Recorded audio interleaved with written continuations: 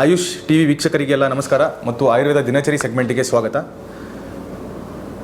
So ಸ್ನಾನಕ್ಕೆ ಯಾವುದು ಉತ್ತಮ, ಬಿಸಿ ನೀರ ಅಥವಾ ತಣ್ಣಗಿನ ನೀರ ಅಂತ ನಾವು ಚರ್ಚೆ ಮಾಡಿದ್ದೇವೆ ಆಲ್ರೆಡಿ. ಇನ್ನು ನೀರು ಸೇವನೆ ಮಾಡುವಾಗ, ಕುಡಿಯುವಾಗ ಯಾವ ನೀರು ಒಳ್ಳೆಯದು ಸರ್? ಕೋಲ್ಡ್ ವಾಟರ್ ಒಳ್ಳೆಯದಾ ಸರ್? ನನಗೆ ಫ್ರಿಜ್ಜಿಂದ ನೀರು ಕುಡಿಯೋದು ತುಂಬ ಇಷ್ಟ ಸರ್, ಒಳ್ಳೆಯದಾ? ಅಥವಾ ಬಿಸಿ ನೀರು ಒಳ್ಳೆಯದಾ ಸರ್? ಎಲ್ಲರೂ ಬಿಸಿ ನೀರು ಕುಡೀರಿ ಅಂತ ಹೇಳ್ತಾರೆ. ನಾನು ಅದಕ್ಕೆ ಬೆಳಿಗ್ಗೆ ಎದ್ದ ತಕ್ಷಣ ಬಿಸಿ ಮಾಡಿಟ್ಬಿಡ್ತೇನೆ ಸರ್, 4 ದಿವಸಕ್ಕಾಗುವಷ್ಟು ಬಿಸಿ ನೀರು ಮುಂಚೆನೇ ಮಾಡಿಟ್ಬಿಡ್ತೇನೆ, ಅದು ಒಳ್ಳೆಯದಾ ಅನ್ನೋ ಒಂದು ಪ್ರಶ್ನೆಗೆ ನಾನು ಇವತ್ತು ಉತ್ತರ ಕೊಡೋದಕ್ಕೆ ಇಲ್ಲಿದ್ದೇನೆ. ಸೊ ಮೊದಲನೇದಾಗಿ, ನೀರಿನಲ್ಲಿ ಅಥವಾ ಕುಡಿಯುವ ನೀರಿನಲ್ಲಿ ಜನರಲ್ ಆಗಿ ಹೇಳೋದಾದರೆ 2 ವಿಧ, ಒಂದು ಕೋಲ್ಡ್ ವಾಟರ್ ಮತ್ತು ಒಂದು ಹಾಟ್ ವಾಟರ್. ಅದು ಉಷ್ಣ ಜಲ ಮತ್ತು ಶೀತ ಜಲ, ಬಿಸಿ ನೀರು ಮತ್ತು ತಣ್ಣಗಿರುವಂಥ ನೀರು. ರೂಮ್ ಟೆಂಪ್ರೇಚರ್ಗೆ ಇರುವಂಥ ನೀರನ್ನು ನಾವು ಸದ್ಯಕ್ಕೆ ಕನ್ಸಿಡರ್ ಮಾಡಲ್ಲ, ಅದನ್ನು ಎಲ್ಲರೂ ಸೇವನೆ ಮಾಡ್ಬೋದು, ಏನು ಸಮಸ್ಯೆ ಇಲ್ಲ. ಸರ್ ಫಿಲ್ಟ್ರಿಂದ ನೀರು ಬರ್ತಾಯಿದೆ, ಅದನ್ನು ಸೇವನೆ ಮಾಡ್ಬೋದು ಇಲ್ವೋ ಅಂತ ಹೇಳೋರಿಗೆ ಸೇವನೆ ಮಾಡ್ಬೋದು ಖಂಡಿತವಾಗ್ಲೂ. ಮೊದಲನೇದಾಗಿ ಶೀತಲ ಜಲ ಅಥವಾ ಶೀತ ಜಲ ಅಥವಾ ಕೋಲ್ಡ್ ವಾಟರ್ ಹೇಗೆ ಮಾಡ್ತಾರೆ? ಅದು ಮಡಿಕೆಯಲ್ಲಿ ಮಾಡ್ಬೋದು, ಮಣ್ಣಿನ ಮಡಿಕೆಯಲ್ಲಿ, ಅಥವಾ ಫ್ರಿಜ್ಜಿನಲ್ಲಿ ಮಾಡಬಹುದು. ಸೊ ಈ ರೀತಿಯ ನೀರನ್ನು ಸೇವನೆ ಯಾರು ಮಾಡಬೇಕು, ಅದು ಮಾಡಬೇಕಾ ಮಾಡಬಾರ್ದಾ ಅಂತ ನಾನು ಫಸ್ಟ್ ತಿಳಿಸ್ಕೊಡ್ತೇನೆ. ಅದಾದಮೇಲೆ ಉಷ್ಣ ಜಲದ ಬಗ್ಗೆ ಚರ್ಚೆ ಮಾಡೋಣ. ಶೀತಲ ಜಲ ಯೂಶ್ವಲಿ ನಾವು ಎಲ್ಲಿ ಯೂಸ್ ಮಾಡ್ತೇವಪ್ಪ ಅಂತ ಹೇಳಿದರೆ, ಎಲ್ಲಿ ಪಿತ್ತ ದೋಷ ಜಾಸ್ತಿ ಇದೆ, ಎದೆ ಉರಿ ಬರ್ತಾ ಇದೆ, ಬಾಯಲ್ಲಿ ಹುಳಿ ತೇಗ್ ಬರ್ತಾ ಇದೆ, ಅಥವಾ ಬಾಯಲ್ಲಿ ಹುಳಿ ನೀರು ಬರ್ತಾ ಇದೆ ತೇಗ್ ಬಂದುಬಿಟ್ಟು, ಅಥವಾ ತಲೆ ಸುತ್ತು ಬಂದಂಗೆ ಆಗ್ತಾ ಇದೆ. ನೋಡಿ, ತಲೆ ಸುತ್ತು ಬಂದು ಯಾರಾದರೂ ಬಿದ್ದರು ಅಂದರೆ ಫಸ್ಟ್ ನಾವು ಕೋಲ್ಡ್ ನೀರನ್ನು ಹಾಕ್ತೇವೆ ಅವ್ರ ಮುಖದ ಮೇಲೆ ಅಲ್ವಾ. ಸೊ ತಲೆ ಸುತ್ತು ಬರ್ತಾ ಇದೆ, ಪದೇ ಪದೇ ತಲೆ ಸುತ್ತು ಬಂದಂಗೆ ಆಗ್ತಿದೆ, ವರ್ಟಿಗೋ ಇದೆ, ಅಲ್ಲಿ ಎಲ್ಲ ಕೂಡ ನಾವು ಒಂದು ಈ ಶೀತಲ ಜಲ ಏನಿದೆ ಈ ಕನ್ಸೆಪ್ಟನ್ನು ಯೂಸ್ ಮಾಡ್ಬೋದು. ಅವರು ಅದು ಸರಿ ಆಯಿತು ಅಂತ ಹೇಳಿದರೆ ತಿರ್ಗಾ ಮತ್ತೆ ನಾರ್ಮಲ್ ವಾಟರ್ನ ಸೇವನೆ ಮಾಡಲಿಕ್ಕೆ ಶುರು ಮಾಡಬೇಕು. ಸರ್ ಹೇಳಿದ್ದಾರೆ ಅಂತ ಹೇಳಿಬಿಟ್ಟು ಪ್ರತಿನಿತ್ಯ ಶೀತಲ ಜಲನೇ ಸೇವನೆ ಮಾಡೋದಲ್ಲ, ಅದು ಆರೋಗ್ಯಕ್ಕೆ ಅಷ್ಟೊಂದು ಒಳ್ಳೆಯದಲ್ಲ, ನಮ್ಮ ಅಗ್ನಿನ ಅದು ಕಡಿಮೆ ಮಾಡುವ ಸಾಧ್ಯತೆಗಳಿರುತ್ತೆ. ಬಟ್ ಈ ರೀತಿ ಪಿತ್ತ ದೋಷ ಜಾಸ್ತಿ ಆಗಿದೆ, ಹೀಟ್ ಜಾಸ್ತಿ ಆಗಿದೆ, ಅವರು ಖಂಡಿತವಾಗ್ಲೂ ಒಂದು ಕೋಲ್ಡ್ ವಾಟರ್ನ ಸೇವನೆ ಮಾಡ್ಬೋದು. ಅಥವಾ ಬಾಯಿ ವಾಂತಿ ಮಾಡ್ತಿರುವಾಗ ಅದರಲ್ಲಿ ರಕ್ತ ಬರ್ತಾ ಇದೆ ಅಂಥ ಸಂದರ್ಭದಲ್ಲಿ ಅವರು ಶೀತಲ ಜಲವನ್ನು ಖಂಡಿತವಾಗ್ಲೂ ಸೇವನೆ ಮಾಡ್ಬೋದು. ಇನ್ನು ಶೀತಲ ಜಲವನ್ನು ಯಾರು ಸೇವನೆ ಮಾಡಬಾರ್ದು ಅಂತ ಒಂದು ಎಪಿಸೋಡ್ ಮಾಡೋಣ, ಅದಕ್ಕೂ ಕೂಡ ಎಕ್ಸ್ಪ್ಲನೇಷನ್ಸ್ ಇದೆ. ಇವಾಗ ನಾನು ಉಷ್ಣ ಜಲದ ಬಗ್ಗೆ ಹೇಳ್ತೇನೆ. ಸ್ವಲ್ಪ ದೊಡ್ಡ ಕನ್ಸೆಪ್ಟ್ ಇದೆ, ಕನ್ಫ್ಯೂಸ್ ಕೂಡ ಆಗ್ಬೋದು ತುಂಬ ಜನರಿಗೆ.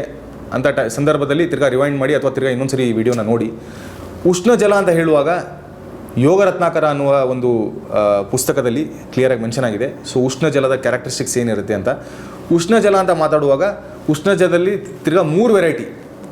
ಏನು ಸರ್ ಉಷ್ಣ ಜಲದಲ್ಲಿ ತಿರ್ಗಾ ಏನು 3 ವೆರೈಟಿ ಇರುತ್ತೆ ಅಂತ ಹೇಳಿದರೆ, ಉಷ್ಣ ಜಲ ಇವಾಗ 1 ಗ್ಲಾಸ್ ನೀರನ್ನು ನಾನು ಬಿಸಿ ಮಾಡೋದಕ್ಕೆ ಇಟ್ಟೆ, ಅಥವಾ 1 ಲೀಟ್ರನ್ನ ನಾನು ಬಿಸಿ ಮಾಡಲಿಕ್ಕೆ ಇಟ್ಟೆ ಅಂತ ಹೇಳಿದರೆ, ಅರ್ಧ ಮಾಡೋದು ಅದನ್ನು, ಅಂದರೆ ಅರ್ಧ ನೀರನ್ನು ಕುದಿಸುವಂಥದ್ದು, ಅರ್ಧ ಉಳಿತದೆ ಅಂತ, ಅರ್ಧ ಅವಶೇಷ ಅಂತ ಹೇಳ್ತೀವಿ. ಅರ್ಧ ನೀರು ಅವಶೇಷವಾಗಿ ಉಳ್ಕೊಂಡಿದೆ, 50%. ಇದು ಒಂದು ವೆರೈಟಿ. ಮತ್ತೊಂದು ವೆರೈಟಿ ಏನು ಸರ್ ಅಂತ ಹೇಳಿದರೆ, 75% ಉಳ್ಕೊಳ್ಳುತ್ತೆ. ಬರೀ 25% ನೀರು ಮಾತ್ರ ನೀವು ಬಾಯ್ಲ್ ಮಾಡಿ ಅದನ್ನು ಇವಾಪೊರೇಟ್ ಮಾಡಿರ್ತೀರ, 75% ನೀರು ಹಾಗೆ ಉಳ್ಕೊಂಡಿದೆ. ನೋಡಿ, 1 ಲೀಟರ್ ಬಾಯ್ಲ್ ಮಾಡಿದಾಗ ಅದರಲ್ಲಿ 750 ml ಉಳ್ಕೊಂತು ಅಂತ ಹೇಳೋದು ಒಂದು ಕೆಟಗರಿ, 500 ml ನೀರು ಉಳ್ಕೊಂಡಿದೆ ಅಂತ ಹೇಳೋದು ಇನ್ನೊಂದು ಕೆಟಗರಿ, 250 ml ನೀರು ಉಳ್ಕೊಂಡಿದೆ ಅಂತ ಹೇಳೋದು 3ನೇ ಕೆಟಗರಿ. ನೋಡಿ, ಉಷ್ಣ ಜಲದಲ್ಲಿ 3 ಕೆಟಗರಿ ಇದೆ. ತುಂಬ ಟೈಮ್ ಇದೆ ಸರ್, ನನಗೆ ಆರೋಗ್ಯಕ್ಕೆ ನಾನು ಎಲ್ಲ ಒಳ್ಳೇದು ಮಾಡ್ಕೊಳ್ತೇನೆ, ನೀವು ಹೇಳಿ ಸರ್ ನನಗೆ, ನಾನು 2 ಅವರ್ ಆದರೂ ಪರವಾಗಿಲ್ಲ, ನೀಟಾಗಿ ಬಾಯ್ಲ್ ಮಾಡಿಬಿಟ್ಟು 1 ಲೀಟರ್ ಇರೋ ನೀರನ್ನು 250 ml ಮಾಡ್ತೇನೆ ಅಂತ ಹೇಳಿದರೆ ಇದು ಉತ್ತಮವಾದ ಜಲ. ಅವರಿಗೆ ವಾತ ಪಿತ್ತ ಕಫ ಯಾವುದರಲ್ಲೂ ಕೂಡ ತೊಂದರೆ ಇತ್ತು ಅಂತ ಹೇಳಿದರೆ ಅದನ್ನು ಸಮದೋಷವಾಗಿ ಮಾಡುತ್ತೆ. ಅಂದರೆ ಇಕ್ವಿಲಿಬ್ರಿಯಮ್, ಬ್ಯಾಲೆನ್ಸ್ಡ್ ಸ್ಟೇಟಲ್ಲಿ ತೊಗೊಂಬರುತ್ತೆ. ತ್ರಿದೋಷ ಹರ ಅಥವಾ ತ್ರಿದೋಷವನ್ನು ಸ್ಥಾಪನೆ ಮಾಡುವಂಥದ್ದು. ಎಲ್ಲೆಲ್ಲಿ ತೊಂದರೆ ಇರುತ್ತೆ ಅದನ್ನೆಲ್ಲ ಕೂಡ ಸರಿ ಮಾಡುತ್ತೆ. ಯಾವುದು? 1 ಲೀಟರ್ ನೀರನ್ನು 250 ml ಮಾಡಿ ಕುಡಿಯುವಂಥದ್ದನ್ನು. ಇಲ್ಲ ಸರ್ ಅಷ್ಟೊಂದೆಲ್ಲ ಟೈಮ್ ಇಲ್ಲ, ನಮಗೆಲ್ಲ ಆಗಲ್ಲ, ಸ್ವಲ್ಪ ಬಿಸಿನೀರು ಓಕೆ ಸರ್ ನಮಗೆ ಅಂತ ಹೇಳೋರು ಸ್ವಲ್ಪ ಬಾಯ್ಲ್ ಮಾಡಿಬಿಟ್ಟು 750 ml ಅಷ್ಟು ಮಾಡಿ ಅದನ್ನು ಸೇವನೆ ಮಾಡ್ಬೋದು. ಇನ್ನು ಓಕೆ ಸರ್ ಸ್ವಲ್ಪ ಪ್ರಯತ್ನ ಮಾಡ್ತೇವೆ, ಮನೇಲಿ ಒಬ್ರು ಇದ್ದಾರೆ ನಮ್ಗೆ ಹೆಲ್ಪ್ ಮಾಡೋದಕ್ಕೆ ಅಂತ ಹೇಳಿದರೆ ಹಾಫ್ ಬಾಯ್ಲ್, ಅಂದರೆ ಹಾಫ್ ಮಾಡೋದನ್ನು ನೀರನ್ನು. ಹಾಫ್ ಅಂದರೆ ಹೇಗೆ ಅಂದರೆ 1000 ml ನೀರನ್ನು ನಾವು ಇಟ್ಟಿದ್ದೇವೆ ಅಂದರೆ 500 ml ಮಾಡುವಂಥದ್ದು. ನೋಡಿ, ಎಷ್ಟು ಕ್ಲಿಯರಾಗಿ ಹೇಳಿದ್ದೇನೆ, 4-5 ಸರಿ ಹೇಳಿದ್ದೇನೆ. ಸೊ ಅರ್ಥ ಆಗಿದೆ ಅಂದ್ಕೊಂಡಿದ್ದೇನೆ. ಅದು ಕೂಡ ಒಳ್ಳೆಯದೇ. ಸದಾಪಥ್ಯ ಅಂತ ಹೇಳ್ತೇವೆ ನಾವು. ಯಾವ ನೀರನ್ನು ನಾವು ಬಾಯ್ಲ್ ಮಾಡಿಬಿಟ್ಟು ಅರ್ಧ ಮಾಡಿಬಿಟ್ಟು ಅದನ್ನು ನಾವು ಪ್ರತಿನಿತ್ಯ ಸೇವನೆ ಮಾಡ್ತಾ ಇರ್ತೇವೆ, ಅದು ಸದಾಪಥ್ಯ, ಅಂದರೆ ಯಾವಾಗಲೂ ಒಳ್ಳೆಯದು. ಅದು ಆ ನೀರನ್ನು ಸೇವನೆ ಮಾಡೋದು ಒಳ್ಳೆಯದು. ಎಲ್ಲಿ ತೊಂದರೆ ಇರುತ್ತೆ, ರೋಗಗಳಿರುತ್ತೆ, ಒಂದು ಕಂಟ್ರೋಲಿಗೆ ಬರ್ತಾ ಇಲ್ಲ ರೋಗಗಳು, ತೊಂದರೆ ಹಂಗೆ ಜಾಸ್ತಿನೇ ಆಗ್ತಾ ಇದೆ ಅಂತ ಹೇಳೋರು 250 ಮಾಡ್ಕೊಂಡು ಕುಡೀರಿ, ಪರವಾಗಿಲ್ಲ. ಇಲ್ಲ ಸರ್ ಸುಮ್ಮನೆ ಹೆಲ್ದಿಯಾಗಿರ್ಬೇಕು ನಮ್ಗೆ ಸಾಕು ಅಂತ ಹೇಳೋರು 500 ml ಮಾಡಿ, ಇಲ್ಲಾಂದರೆ 750 ml ಮಾಡಿ ಬಾಯ್ಲ್ ಮಾಡಿಬಿಟ್ಟು, ಇದು ಒಳ್ಳೆಯದು.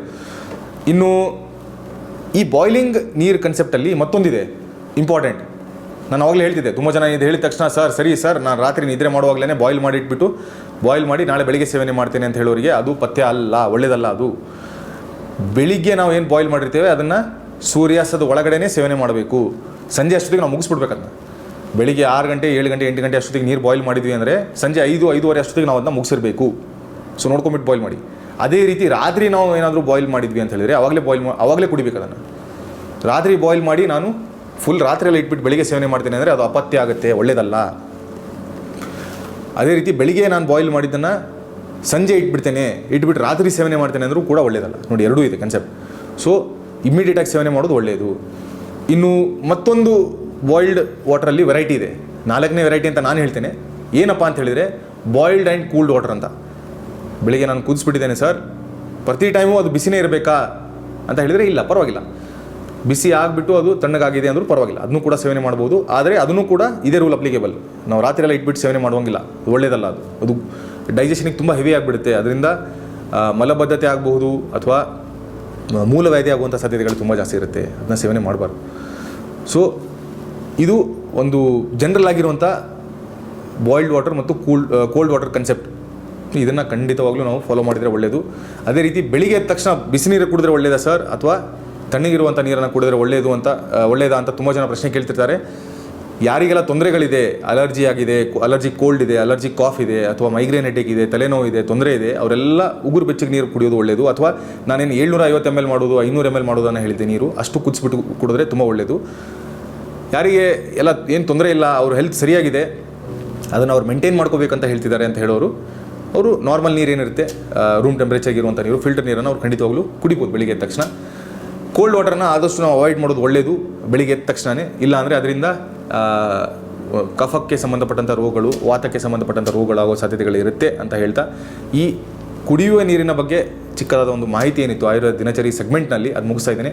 ಮುಂದಿನ ಒಂದು ವಿಡಿಯೋದಲ್ಲಿ ಮತ್ತೊಂದಿಷ್ಟು ಆಯುರ್ವೇದ ದಿನಚರಿ ಸೆಗ್ಮೆಂಟಿಗೆ ಸಂಬಂಧಪಟ್ಟಂಥ ಕನ್ಸೆಪ್ಟ್ಸ್ಗಳನ್ನು ಮತ್ತು ಇಂಟ್ರೆಸ್ಟಿಂಗ್ ಕನ್ಸೆಪ್ಟ್ಸ್ಗಳನ್ನು ನಿಮ್ಮ ಮುಂದೆ ತೊಗೊಂಡ್ಬರ್ತೇನೆ. ಅಲ್ಲಿವರೆಗೂ ಎಲ್ಲರೂ ಕೂಡ ಸ್ವಸ್ಥರಾಗಿರಿ ಮತ್ತು ನಗ್ತಾ ಇರಿ. ನಮಸ್ಕಾರ.